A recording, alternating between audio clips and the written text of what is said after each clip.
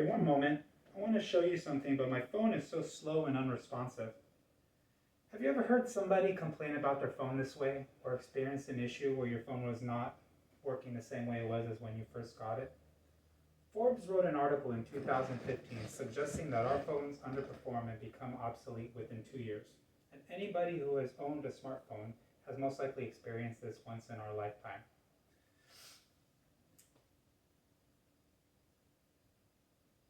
As someone obsessed with technology, I've always kept up to date with advancements through articles and publications, and always made sure to learn how to properly troubleshoot any problems I had with systems. This has given me an appreciation and understanding of system performance and health, and being able to determine when a new phone is necessary. I will now go over 3 issues and the solutions that most smartphone users will experience at least once in their lifetime. The first issue is software problems. The second issue is hardware failure. The third issue is determining if you need a new phone. Andrew Langston of CNNet wrote, when looking for a new phone, processor speed, RAM, and battery life are important factors. Top-of-the-line phones will have these metrics maxed out, and their processing power will be noticeable. Unfortunately, Tom Zitska of Fox Houston reports that our phones are ultimately designed to fail within 2 years. This is how the producers of the phones get us to purchase new phones.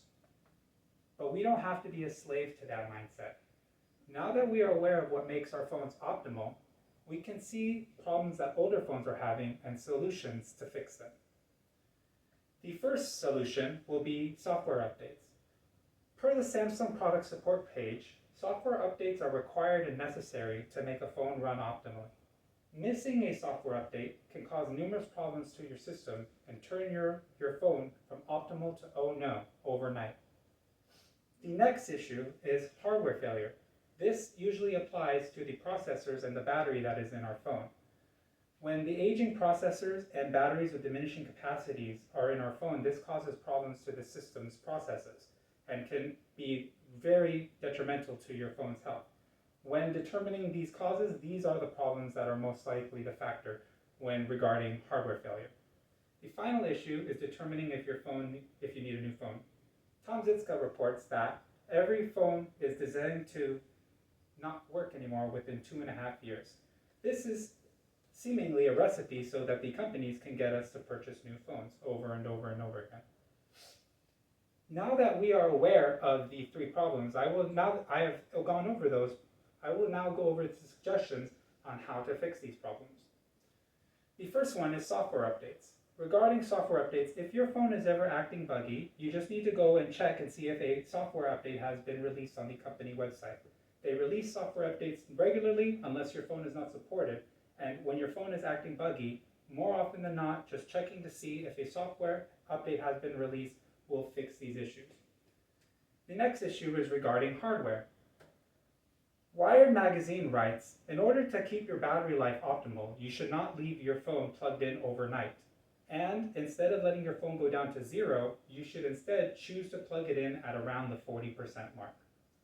Which finally leads to the last situation, which is obsolescence. When your phone is obsolete, it means that it is no longer working anymore properly.